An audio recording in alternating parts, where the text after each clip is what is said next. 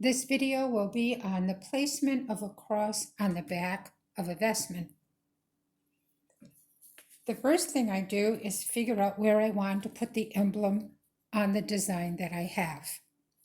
This one here, will be the center of the cross that will come on the back of the vestment. So I will take my pattern, put it on top, and usually the center, for this particular one, it's 11 inches down. So I figured 11 inches down, put the pattern on top, and make sure I had enough fabric on either for the wings on either side. And then I cut a rectangle around the pattern. I didn't cut out the pattern yet, okay? Just a rectangle. So I have enough fabric all the way around later on to cut out the vestment back. Then I take a piece of canvas, depending on the weight of your fabric. This one here is very light. It kind of flips around. So if you didn't put a canvas behind this, you'd be in deep trouble. It would sag, okay? So then after I have the canvas in the back, I take two strands of embroidery thread so I can see them. Regular thread isn't quite thick enough, but you could use it if you want. And I go down the center of my design and put a line there. Then I figure out the crossbar and I put another line across there. A lot of hand sewing, but it'll pay off, okay? Then I look at the design and I say, where can I put the lines coming down to make it easier for me? So on this one here, centered and 3 inches over, ended up being on this line here. Sometimes you get lucky in the pattern that you're using, you'll be able to find something from the center over. I happen to use it 3 inches on each side, and I found this line. If it wasn't that line, maybe I would use another one. But for this particular one, that's what I used. And I made another line coming down on each side. And then I did the same thing for the crossbar, made another line. So now I have the cross I want. And it's on the canvas already. So when you do that, you just flip it over and look at what you've done. And if it's pretty flat, then you're good. But there's buckles in it, then take out those stitches and redo it. I even iron it when I'm all done to make sure that it's laying flat, and I turn it over and check the canvas, because occasionally you have buckles in it and you're going to take it out.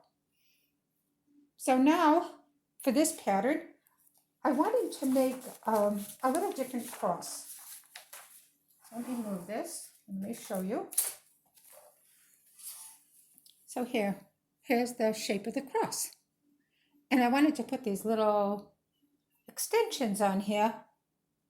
So what I did is I cut out squares, 1.5 by 1.5, and put them in the corners and took the trim and went around the corners.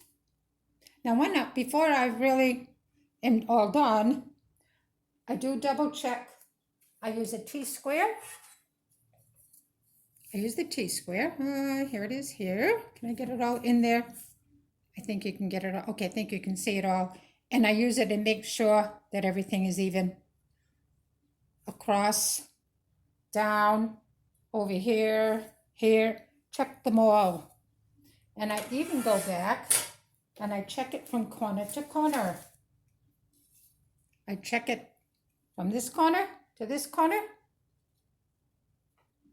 And then I turn it and I check the other corner as well to make sure they're the same. So that way when I go to put the emblem on the inside, it's going to be even. Okay. Then I double check to make sure that when I'm putting the trim down, I'm folding it. Am I folding it like this? Like this? Like this on either side?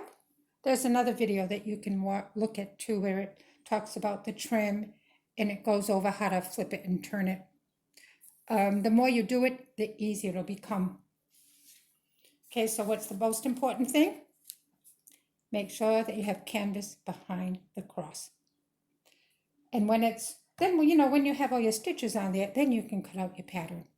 Okay, that's what I do. And a lot of times if the fabric, sometimes these threads are ridiculous on these fabrics. And so I'll do a big stitch all around the edge. Takes about a half hour. But I think it's worth it. Otherwise you have green threads or red threads all over the place. I did something a couple of months ago and I'm still picking up the red threads from that Vestment. And yet I still did all the stitches all around. So I can't imagine what it would have looked like otherwise. So now I'll go over what I've written and we'll see if we covered everything. Find the center, place the pattern on top, cut out a rectangle around the pattern, lay the canvas underneath, and then cut out both at once. Run 2 embroidery threads down the center, another one across. Now, do a line 3 inches on either side, going up and across. Check with a T-square as the fabric move a little, then cut out the back. Some fabrics ravel and you have threads all over the place, so a long stitch all the way around. Okay, mark the seams of your pattern at the top. I think I checked my notes, see? Here it is. I put a seam here. Now what I'm going to do is when I have you're going to do the front the same way. You're going to find the center, put the trim down, okay? And I'm going to put these threads here, and I'm going to attach the front to the back and have Father try it on.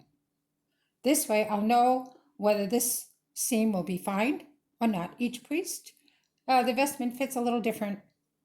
So now that we have this priest, then that's what I'll do. Okay. Okay, so marking the seams.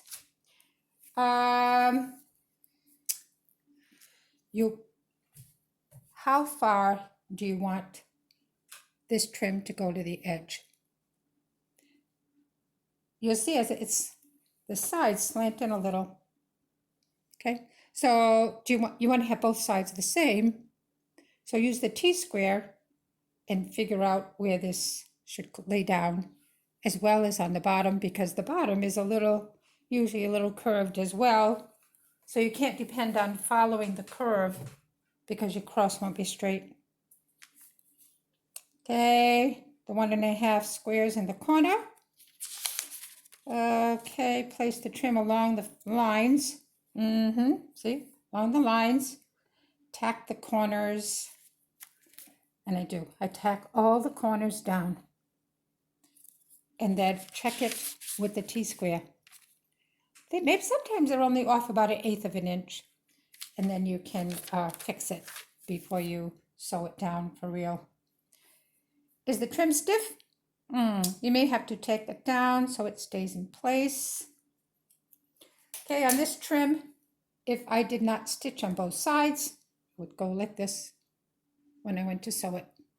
One side would be fine, the other side would up or down. It's a lot of work.